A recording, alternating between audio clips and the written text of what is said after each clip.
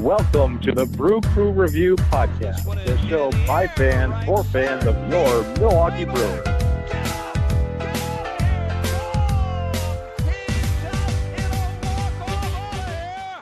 All right, Brewer fans, welcome to the Brew Crew Review Podcast. My name is Craig. With me today is Vince. How's it going? Doing great, man. How are you, Craig? Doing good. So the baseball season is about a week away from kicking off over in Korea between Dodgers and Padres with a two-game set, kicking off the MLB seasons. And exciting. Spring training has been going on pretty swimmingly. There's been some Brewer developments that we'll talk about. And it's been an interesting free agency period also overall for baseball. There's a lot of guys that are signing fairly late.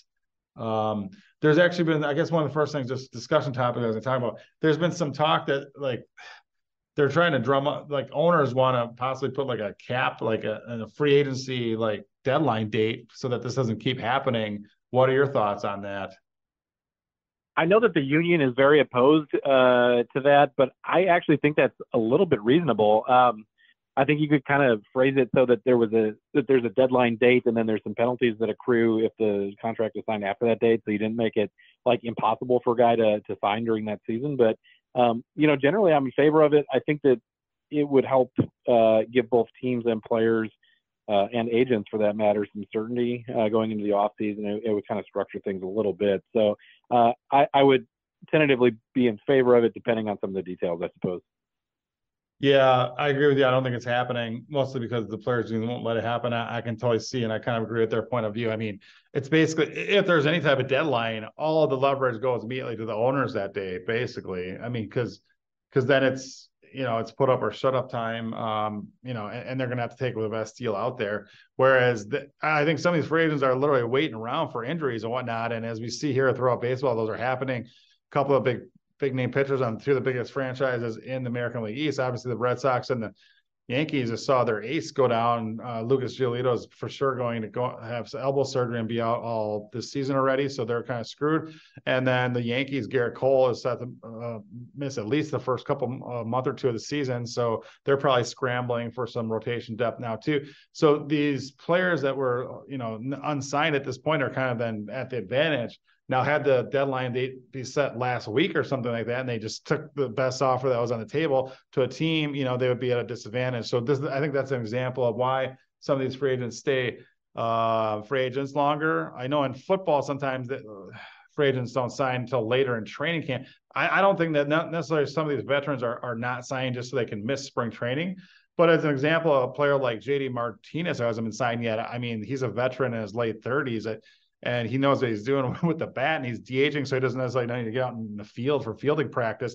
I think him signing late in spring training might even be strategic on his own part, to the fact that he may have even had a handshake or verbal agreement with a team, like, I'm not going to sign until like a week before the season starts or something like that. But so I think there's a lot of ins and outs and whatever. And I think that's probably going to stay how it is, as much as the owners would like a little more clarity, and baseball teams don't like this unsettledness as we approach opening day. But that's how I see it playing out. Yeah, you make some good points there. I do know that there's a definite argument to be made as to the value of players. I don't know if there's kind of a compromise that could come to it. The reason I'm more in favor of it than you are, I think, is just because I think that it is good for the excitement surrounding the sports. So in the offseason, I think that, fans kind of look forward and get excited about the hot stove league. And it used to be a lot bigger deal, in my opinion. And it really has kind of turned into a dud and fallen flat, I think, in like the last, like maybe 5 out of the last 6 off seasons. So I think just from the fans' perspective, which is what I tend to look at, I would be in favor of it for that reason. But I know that there's others that are looking more at it from the economic point of view, whether it's from the owner's perspective or the players. But I think from a fan's perspective, it makes a lot of sense. Yeah.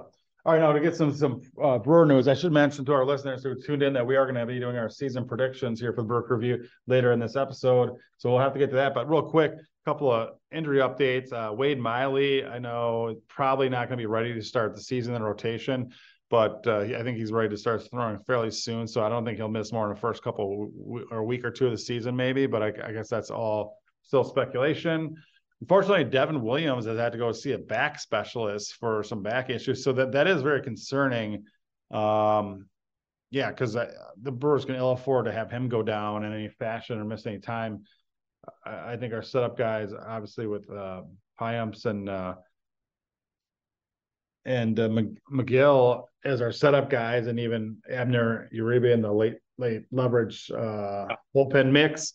Still, I think Devin Williams is a super valuable piece of this team. Obviously, one of the best closers in baseball. So hopefully everything checks out with him and he's still able to make the opening day roster. But I think that's going to be a little iffy now as we're getting closer and closer. So we'll have to check on updates on those developments as we move forward. Hopefully all is well. Interesting piece of news came out this week. Pat Murphy, talking to reporters, said that I don't know the exact quote, but something along the lines of people are going to be surprised about baseball about how well Sal Frelick is going to do as a third baseman.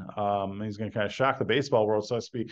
And so that leads me to speculate, and other Brewer fans, I think, to speculate that the Brewers may be earmarking third base as Sal Frelick's main position going into this year. And obviously, he's been a really great defensive outfielder. But the Brewers, I think, need to find.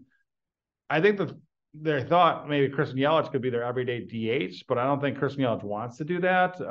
Therefore, we have to get Garrett Mitchell and Jackson Trio's bat in the lineup some fashion in the outfield. So with the three of them in the outfield, Yelich, Trio, and Mitchell, assumingly there's really kind of Sal Frelick kind of gets squeezed for at bats there, and I think he needs to get every day at bats at major league level. So third base makes somewhat sense to me, but I'm a little bit surprised too. Supposedly, the report just came out that they're really impressed with his footwork and that they definitely think he's going to be able to handle it.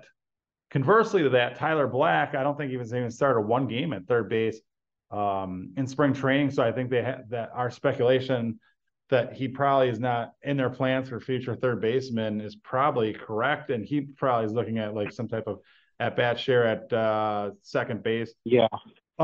First base or most likely just first base and DH really.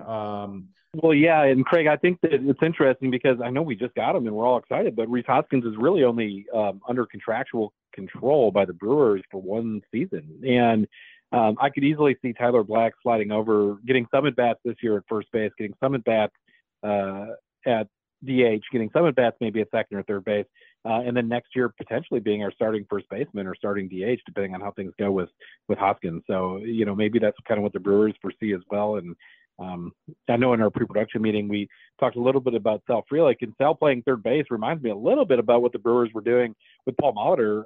I was going to say just early in his career, but they actually did it with Molitor throughout his career, where he played shortstop for a bit when Robin was out and played third base for many years and second base for several years and played first base later and even a little outfield and played DH. And he was, one of the best hitters in all of baseball, not just for the Brewers, but didn't really have a set position throughout his career, really. And maybe that's kind of what the Brewers envision Frelick as being as well, a guy who could play second base, third base, and outfield.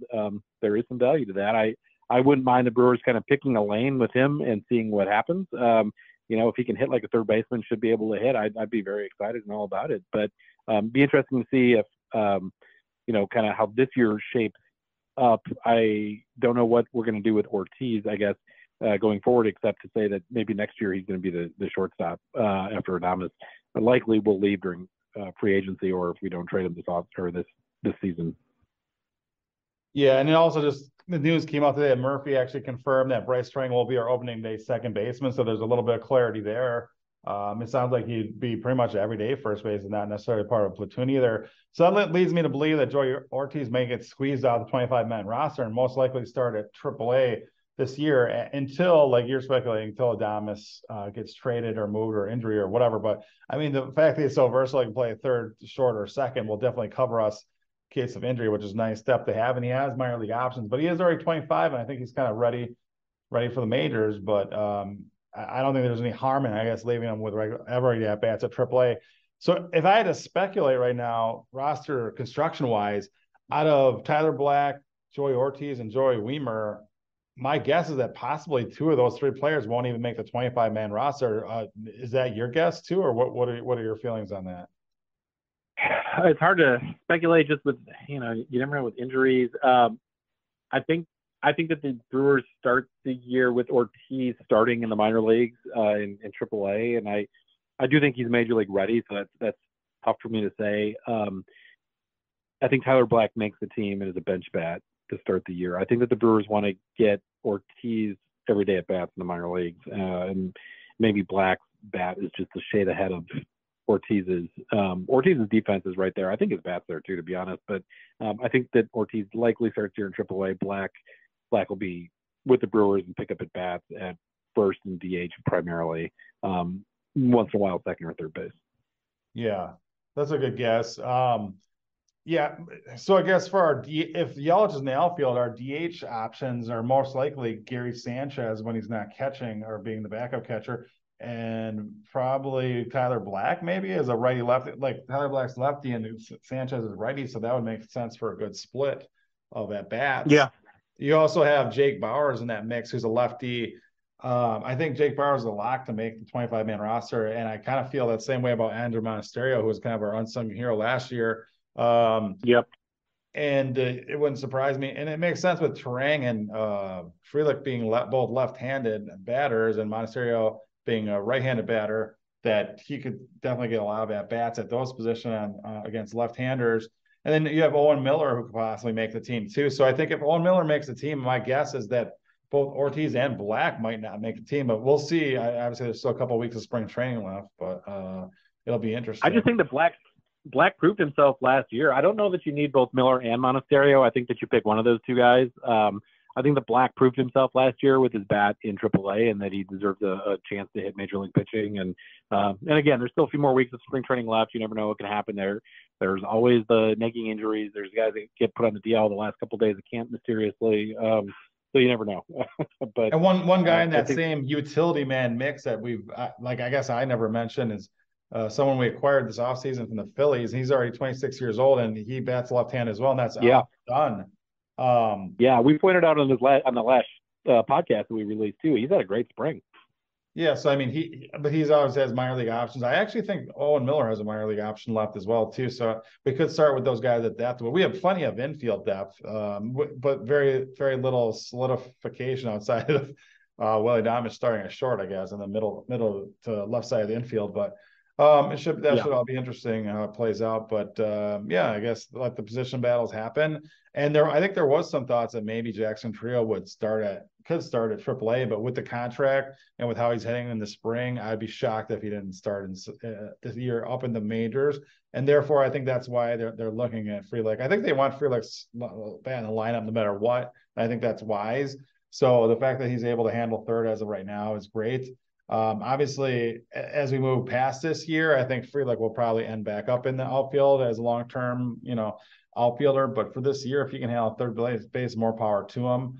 And we'll see what the future holds, I guess. So, All right. Well, I guess let's get to it as far as our predictions go for MLB season. Now, we're doing this a week before the start of the MLB actual opener. Like I said, that's happening. So there's still some unsigned free agents, and depending on who they sign with, there's, I think it affects some of our predictions, but we're going to go forward anyways. So let's start over with the AL. Let's start with the AL East. If you want, go ahead start with your predictions, Vince, on the AL East, first through fifth place. Boy, as a '90s kid looking at and 2000s guy looking at this division, things are kind of flipped on their head from where they used to be for many years for me. Obviously, a very tight division in many ways. This one is really tough for me to predict, but I'm going to go with Baltimore. I think that year of experience that they gained last year with a really good team, I think is just going to make them that much tougher this season. And obviously adding Corbin Burns is a pretty exciting thing. So I'm going to go with Baltimore as my first place team. They're disappointed last year. I'll go with Toronto though as my second place team, Tampa at third, the New York Yankees at fourth. And I actually adjusted that after today's news about Garrett Cole. I had the Yankees actually at third. I still think that they could compete. They might still go out and get somebody. So this could change before opening day, but I'm going to put them in fourth place right now without their ace. Despite the fact that they got Juan Soto this offseason, and I will go with the Red Sox in fifth place. All right. For my AL Central predictions, I've got the Orioles hands down winning this division. Obviously, acquiring Corbin Burns to top that rotation is huge for them. And I think obviously they won over 100 games last year without him. So I think they're going to be pretty awesome in this year. Second place, I actually have the Blue Jays, who I think have a real solid hitting roster and underrated pitching. Third place, I still have the Yankees, even though they've got some pitching problems. In fourth place, I have the Rays. So I think I have just as equal a number of pitching problems. Actually, they lost Glass now. Their young gun Bradley's already hurt, and I think they've got some question marks up and down their rotation now. So I'm going to pick them for fourth. And then fifth place, the Red Sox, obviously with Giolito going down. They didn't have a solid roster even with him, but they're really going to have to cobble together some starting pitching going forward, which is never a good thing in the AL East. So I'll pick them fifth. So Yeah. all right, AL Central. I guess we'll alternate these, and I'll start off my AL Central predictions. I've got Yep. The Twins winning that division. Again, I really like their pitching. It's really underrated. Pablo Lopez is awesome, and Joe Ryan I think is going to prove himself to be a near top rotation guy this year too. And they had some nice breakout seasons, even from Royce Lewis at third base last year, and they've got some solid veterans all the way around. I like their club. Second place, I got a surprise team in the Royals. Obviously, their acquisition at the trade deadline, getting Cole Reagans in there from the in that Chapman trade. Really, I think he's going to be like a near ace. I've heard people already comparing him to DeGrom this year at spring training. I think they're an up and coming team. I think they're gonna be like the Diamondbacks last year, and they're gonna be like a year ahead of everyone thinking of them breaking out. So I'll pick them second, and even battling for that division title. Third, I also have a surprise in the Tigers. They're a team on the upswing as well. And they have a nice deep rotation for the first time in like forever. So that's pretty nice. The Guardians, I've got fourth. Looking at the roster, they've got lots of problems still, unfortunately. And then the White Sox have even more problems than the Guardians, so I'll pick them for last. All right, AL Central then. Interesting. Yeah, we definitely disagree about Kansas City. I think that Kansas City could be good in like 2 years, maybe. But okay, I picked the Twins in first place as well. I think that the Guardians are a little underrated, so I put them in second place. I know that they only had 76 wins last year, but I do think that the Guardians somehow always find a way to at least be competitive, with the exception of last year. It's just such a weak division in so many ways. I've got Detroit for third as well. I've got the White Sox for fourth. I've got the Royals in fifth place. Okay, yeah.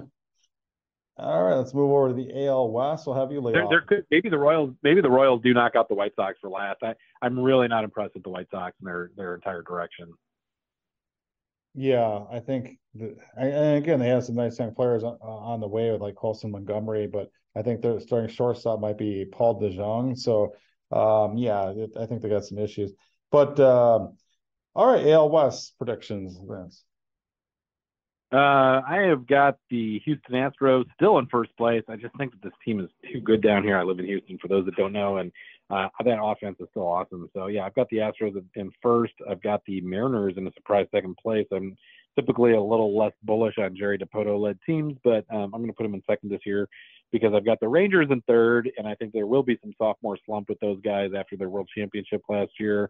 Still have a lot of talent, but I just feel like they overachieved a little bit last year, and I don't see them necessarily being quite as talented this season. I've got Los Angeles Angels of Anaheim in fourth place, and I've got the Oakland A's, unfortunately, in last place again, despite my enjoyment of some things in Oakland franchise history. Yeah. All right, my AL West predictions. I've got the Astros winning it. Obviously, the Rangers won the World Series last year, but Astros are kind of still that solid dynasty that they've got going.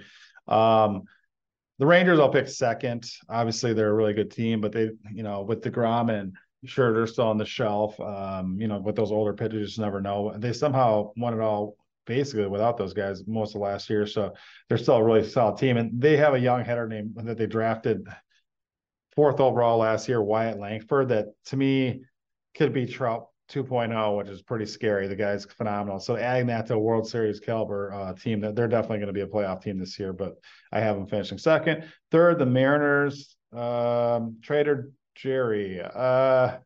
Not a fan of his moves this offseason. I'll just put it that way. No, I'm not I either. mean, But I love former Brewer prospect and former Mariner Mitch Haniger more than anyone else, but apparently not more than Jerry because he brought him back and he's all washed up. And I'm not sure exactly what their plan is, but I know JP Crawford had a nice bounce back season last year. Maybe he'll solidify that. But I got him third. The Angels. their big off-season acquisition was Louis Urias too. Yeah. Um, the Angels, I got fourth. Obviously, you can't really recover from losing Shohei and Otani, but they're not a terrible team. However, moving to the last place, the Oakland future Las Vegas A's, most likely. I don't want to be over dramatic, but it's very possible that the A's are coming in the 2024 season with the worst roster of any Major League Baseball team in history. So I'll just, again. Well, how many? All right. How many wins then do you think that the A's are going to put up? I'll just point out by our intern sending me the note. They finished 50 and 112 last year. So just for speculation's sake, how many wins do you think that they will achieve in the 2024 baseball season? I'll give them about that. I'll say 49. 49. Okay, I'm gonna take the over. Oh boy, I'm gonna take the over by barely. I'll say that they're not the worst team in history. Yeah, but they're not gonna be good. I'll say 51. Maybe they'll have some surprises. But all right, well, we'll move all the way over to the NL now, and I guess it's my turn to lead off the NL East. Well, on the flip side of that, the Braves might have one of the most impressive rosters in a long time, and so I'll pick them for first. Second, I've got the Phillies, really solid team. Again, they were around the doorstep of the World Series and knocked off the Braves in the playoffs both the last 2 years. The Marlins finishing third. Again, they're on the team with their arrow pointing up. The Mets, their arrow is pointing sideways at best. I've got them fourth. The Nationals are in definite rebuild mode, and I've got them last. Yep. I just to be dramatic pick the Phillies for first, even though I know how great the Braves are. I do think that the Phillies have got a chip on their shoulder a little bit just after they're being bounced in the postseason the way that they have been the last 2 seasons. So I think that they may come to camp with that or come into opening day with that on their shoulders a little bit. I'm going to pick the Phillies in first, Braves second, Mets in third, Marlins in fourth, and the Washington Nationals in fifth place. All right. And we're going to skip the NL Central and save that one for last, but how about NL West? Okay, I've got the Dodgers in first, unfortunately. I've got a good D-backs team in second place. I've got the Giants in third. The Padres, I think, are a mess, and they're in fourth, and the Rockies in fifth. Okay, I will go very similarly. Dodgers first, Diamondbacks second, Giants third. I'll put the Rockies in fourth. I don't know why, but I got because I think the Padres. I mean, the Rockies are going to be bad, but neither of these are going to be playoff teams. The Padres, I just don't. I mean, they've got Joe Musgrove and Darvish or whatnot, but and some, still some nice, even with losing Soto. I mean, they didn't even make the playoffs with Soto last year. They just seem like they're. And they lost Hader too. Yeah, they lost. I think it seemed like they're on the precipice of falling into pieces. They have like no outfielders, and yeah, we'll see. So yeah, I got them last. So, all right, switching to the NL Central. This is a tough. I guess it's my turn to lead off. I'm gonna have the Cincinnati Reds. You chose this, Greg. You chose it. You chose to skip the Central and go to the West. So you're taking the tough one first. All right, yeah. I've got the Cincinnati Reds winning this division. I've got the Milwaukee Brewers finishing second, the St. Louis Cardinals finishing third, the Chicago Cubs finishing fourth, and the Pirates in last. Interesting. Wow. Call me a blithering optimist. I'm picking the Milwaukee Brewers for first place. I think that the Brewers, were a 92 win. Well, I know that they were a 92 win team last season. I know we lost Corbin Burns. I know that Woodruff is hurt for at least the first half. And I know we've got a lot of young players, but I still think that given our competition in the division, that we are just as good, if not better, than anyone else out there. And I do think that I do think this is the one weird division where you could honestly see anyone finishing from first to fourth, pretty much in my mind at least, maybe even first to fifth. So, I'll throw that out there as a caveat. But I'm going to pick the Brewers in first place. I'll pick Cincinnati in second. I'll pick the disgusting Chicago Cubs in third, the Cardinals in fourth, and the Pittsburgh Pirates in fifth. Yeah, that's definitely interesting. Yeah. Let's hope you're right. And again, it's an exciting time to be a Brewer fan, like we said, just because of all the young guys and the influx. It feels like we're about to come out of rebuild with this roster, and in reality, we've been contending all along. With that being said, the reason I didn't pick us to win the division, if you look at first of all, we lost Corbin Burns, and in essence, Brandon Woodruff, he's back on the team, but he's not going to contribute much of it all this year, besides maybe late in the season, and that would be optimistic at best. So if you look at our rotation now, Freddie Peralta is our unquestioned ace, even though he previously was like our number 3 starter. So right there goes your depth. Now, let's just be say, fair, Woodruff only threw in 11 games last year, though, too. That's true, yeah. But, if Peralta were to, God forbid, go down, we're looking at a rotation that rivals like the mid-90s Milwaukee Brewers teams, and that's a recipe for disaster. So here we are with a couple weeks left in spring training, and Pat Murphy came out today, and obviously he basically said that Freddie Peralta, Colin Ray, and Jacob Junis would be in the starting rotation. The other ones are up for grabs. That was a little bit concerning to me. I don't think that those, with 2 weeks left in spring training, those guys should be handed starting roles, because I think that at the end of the year, I don't want Colin Ray or Jacob Junis as part of our rotation, and it's not a recipe for success, in my opinion. I want to see as much of DL Hall, Robert Gasser. For even someone like Joe Ross has more upside than those guys, in my opinion. But, Wade Miley's got to get healthy. We definitely need him, another veteran presence behind Peralta. But I think, obviously, and I think we also could be in trouble if there is any health issues with Devin Williams. So, I really love our hitters right now going forward, but now all of a sudden that our hitters will be in good shape finally after many seasons. It feels like our entire pitching staff is held together with some duct tape or whatnot, and it could come out at the seams. So let's hope that we can avoid that. If we can, I think the Brewers definitely have a chance to contend for the NL Central title still and repeat, but I think it's gonna be a difficult and challenging season, and hopefully we can come through with it. I'm excited for Pat Murphy, just as you are, Vince, as the manager, and to see what some of these young guys can do with a full season under their belt. Obviously, having Garrett Mitchell back to full health could be huge.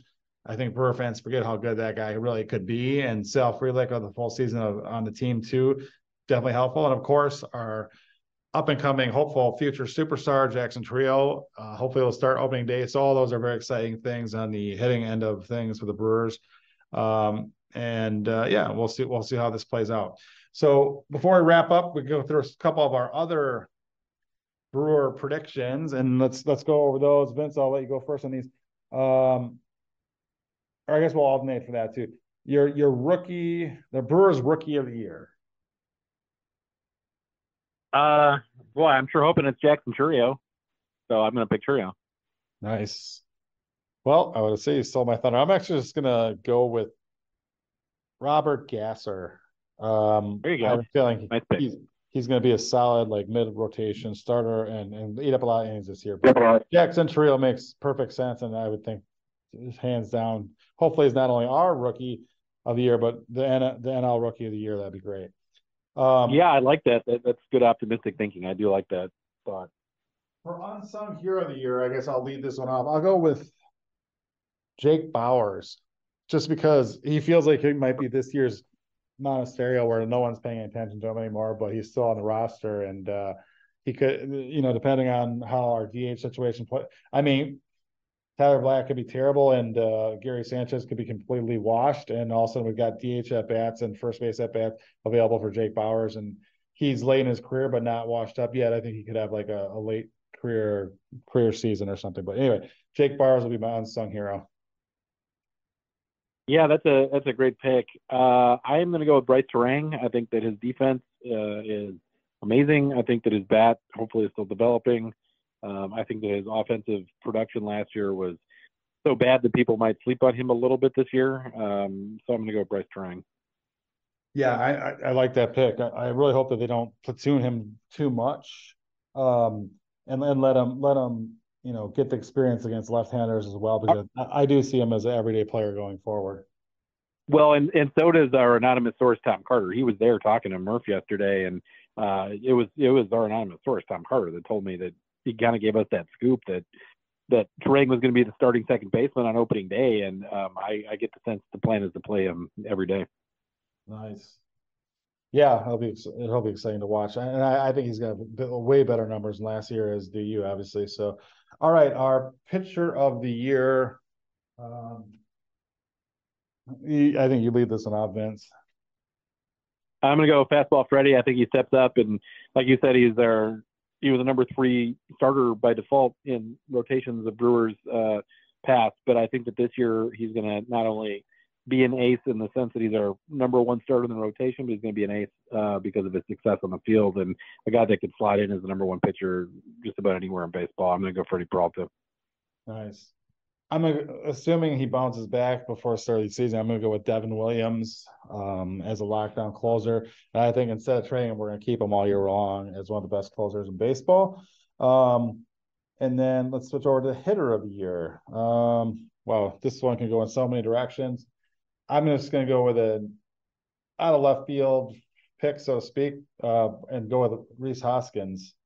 Rhys Lightning. I have a feeling that since technically it's like a walk year for him. If he performs well, he's going to earn himself a big contract, and I think that's going to motivate him. And I think he's going to have like 35 plus home runs in the middle of our lineup. It's something we've been sorely lacking over the last 5 or 6 years. So I'm going to Rhys Hoskins. Yeah, I was going to pick Hoskins as well. So that'll be my official pick. I will say that if we're looking to be different on these picks at all, my backup is Joey Wiemer. Oh, interesting. And he seems like someone that, again, going in the season, not guaranteed anything, I guess. And supposedly he's retooled his swing. And I think that's one of the reasons he could even start the year at AAA with his retooled swing, just to make sure he's got I think it's important he gets every day at bats. I just don't see that at the onset of the season here at the major league level. But again, you never know when we could move one of these guys to maybe solidify our pitching or something like that.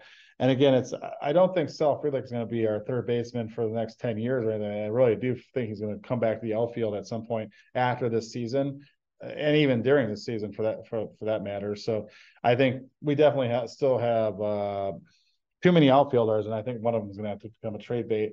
And maybe it's Garrett Mitchell, maybe it's Wiemer, maybe it's no one. I don't know, but obviously, I really feel like we should. Well, Jackson Trio is going nowhere, and I really feel like Sal Frelick's going to be a Brewer for a long time. So who knows about the rest of the guys? Christian Yelich. I mean, with his contract, he's probably not very movable. Even though kudos to him for having a great bounce back year in 2023 when he was pretty much written off for dead. I feel like he's still going to have similar numbers to last year.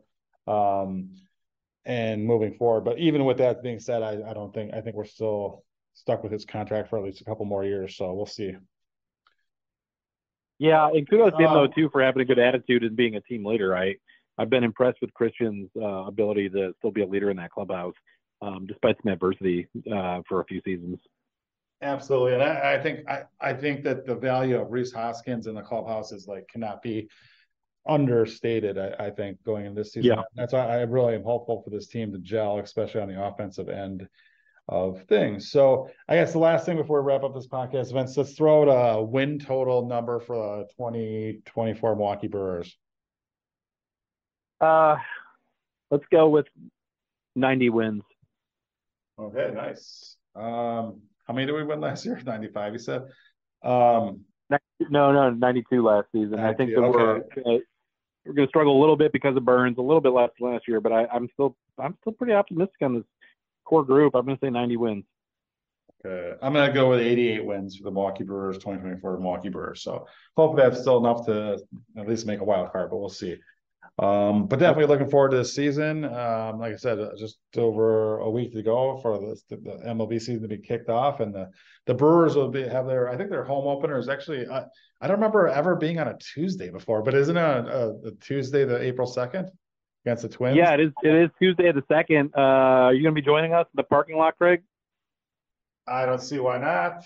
I mean, I have work Sounds why good. not, but Well, uh, it there's should be a always. holiday if it's not. I feel like I have some sick days, and I'm pretty sure the people I work with don't know what the opening day is. So we'll see how it works I out. think you're projecting getting sick, I think is what you're saying. But yeah, I'll be flying up for it from Texas. My brother, who was deployed for the last 11 months, just got a text well on the air here. He just landed back in Milwaukee like in the last 10 minutes. So he will be there. Very excited about that. So pretty pumped up. So we will Oh be in the wow! parking lot. Congratulations for your brother's homecoming. That's awesome news. Yep, just got a bunch of pics of the family at Mitchell International to greet him. So pretty stoked and happy. So anyways, he will be in the parking lot. So excited to see him again. We'll be out there. So hope to see you out there, Craig. That'd be a lot of fun. Awesome. All right.